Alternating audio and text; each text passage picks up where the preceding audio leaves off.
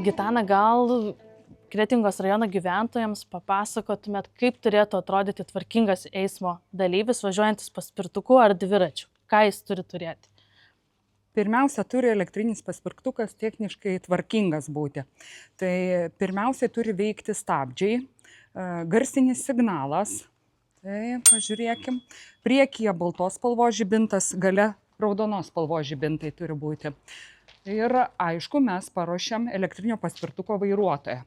Tai pirmiausia, mes jam uždedam liemenę. Prašau.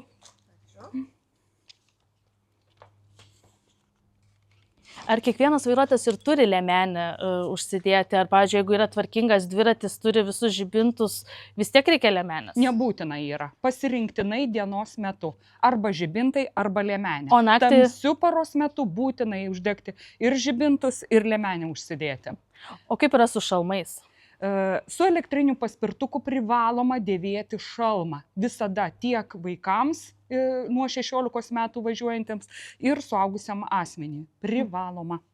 Ar yra skirtumas, kokį šalmą dėvi, užsideda? Ar tai, nes mačiau ir motociklininko šalmus, kiti užsideda ir tie? Galima ir motociklininko šalmus, bet svarbu, kad saugiai jaustųsi, patogiai jaustųsi ir kad būtų tvarkingai užsegtas, kad nebūtų kabėtų juostelė, kad nekristų, kad nesmauktų žmogaus, kad būtų patogu ir saugu.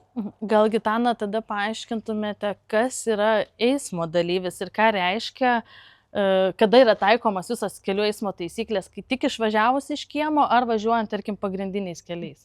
Eismo dalyvis jau skaitosi, jau laikomas, kai asmuo išvažiuoja iš gyvenamo kiemo ir jau patampa, kad ir netgi ant šaligatvio, jau eismo dalyvių.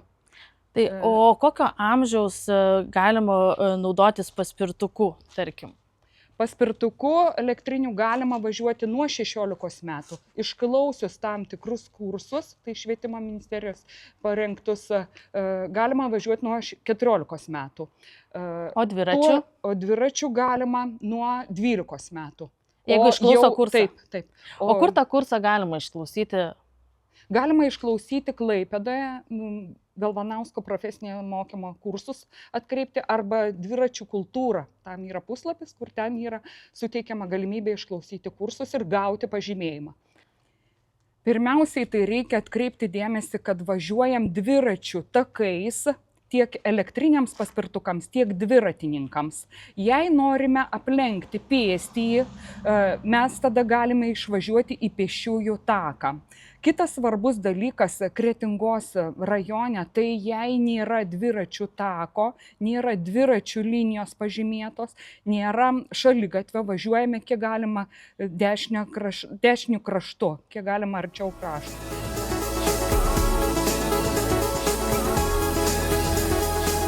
Kokia yra eismo situacija Kretingos rajone, kalbant apie paspirtukus ir dviračius šiandien dienai? Jeigu atsuktumėm laiką 3 metus, 4 metus atgal ir pamatytumėm išėję, sakykime, pasivaikščioti situaciją, kokia kultūra dviratininkų, elektrinių mikrojudumų priemonių vairuotojų ir sakykime, kokia išvaizda ir palyginus su dabartiniu laikotarpiu, tai turbūt galim pasakyti, kad keičiasi situacija, gerėja situacija. Bet daugiau ir vairuotojų, ir priemonių transporto. Bet žiūrėkime į tai, kad kaip jie atrodo, ir liemenės, ir šalmai, ir visos kitos reikalingos priemonės jau yra dėvimas, kas anksčiau buvo trūkumas turbūt. Čia nereikalinga tam, kad pasirodyti, čia yra reikalinga tam, kad išsaugot galbūt ir gyvybės, kad būtų mažesni sužalojimai. Ir tai yra daromos išvados. O kur matote dar didžiausius iššūkius, galbūt kalbant apie saugumą kelyje? Ar paspirtukai vis dar yra iššūkis, nepilnamečiai važiuoja jais aktyviai? Kodėl ir tas amžius buvo pakeltas iki 16 metų?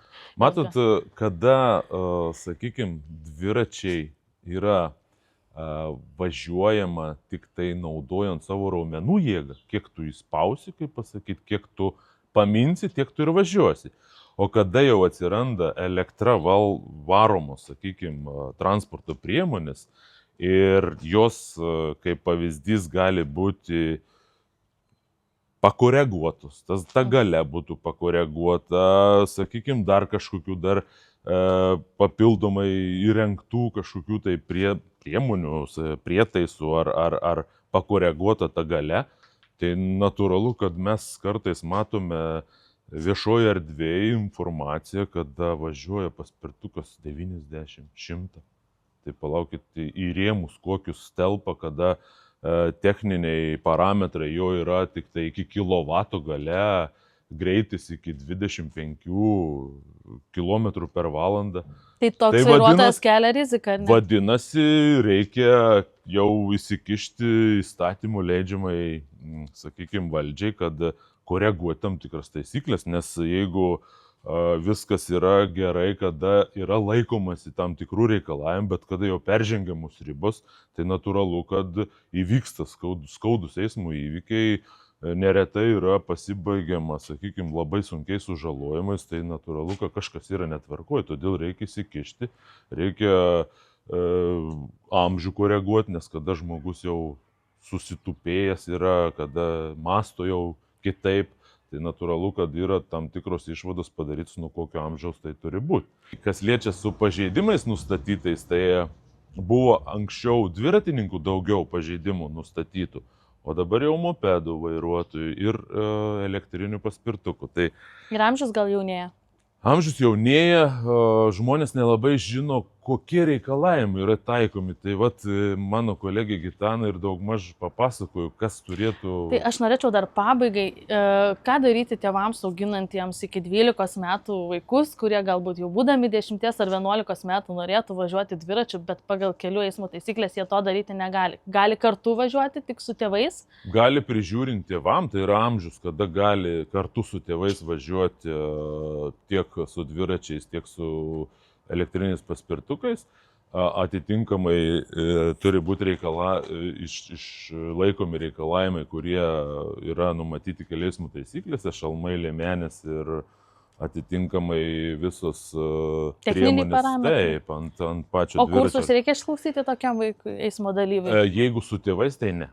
Nereikia. Jeigu su tėvais. Jeigu vienas, tai taip atitinka taisyklėse, kas ir yra 12-14 ir 14-16. Tai natūralu, kad jeigu tas amžius yra jau sukakęs pas žmogų, tai jis atitinkamai arba gali važiuoti, arba turi išlaikyti ir gauti pažymėjimą. Ir pabaigai, ar policija kažkaip kontroliuoja, ar vykdo labiau šviečiamąją prevencinę veiklą, kalbant apie paspirtukus ir dviračius? Matot, jeigu mum jau dega lemputė, kada aktyvėja tokių eismo dalyvių skaičius ir jie kelia tam tikrą, kaip pasakyti, pavojų tiek savo, tiek kitiem, kada yra jau matosi, kad nustatyta faktų apie eismo įvykius tokių transporto priemonių, tai natūralu, kad kažkas turi įsikišti ir daryti tam tikras priemonės.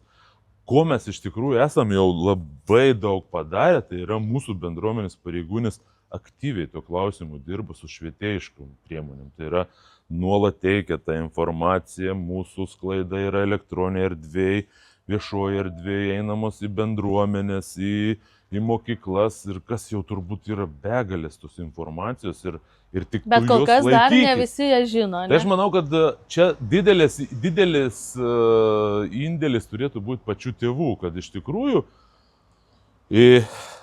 sutinku, kad tu visada nesukontroliuosi to vaiko, bet pavyzdys turi būti. Tai iš tikrųjų tu turi pamatyti, kokį tu išleidi ir tu turi sutikti, kokį tu jį grįžtantį pasitinki. Tai natūralu, kad jeigu tie reikalavimai, kurie bus perduoti vaikui, kada tu jį išlydi į tą eismą ir kada tu sulauki jį sugrįžtant, viskas tvarkoj, tada tas pasitikėjimas gali būti turbūt ir čia jau kiekvieno žmogaus reikalas. Tai aš siūlyčiau tik tai daugiau atkreipti dėmesį, ypač šiltuoju sezono laikotarpiu, kada iš tikrųjų tos transporto priemonės dažniau pasitaiko viešoje erdvėje, viešame eisme, tai iš tikrųjų reikėtų patiems tėvam pakontroliuoti, koks tas vaikas išvažiuoja, su kokia transporto priemonė, Galbūt reikėtų pradžioj kartu pavažiuoti, pasižiūrėti, ar viskas tvarkoja, nes, nu matot, pasakymas toks, kad mano vaikas labai gerai vairuoja, viskas su juo yra tvarkoja ir jokių problemų. Bet ar visi tokie?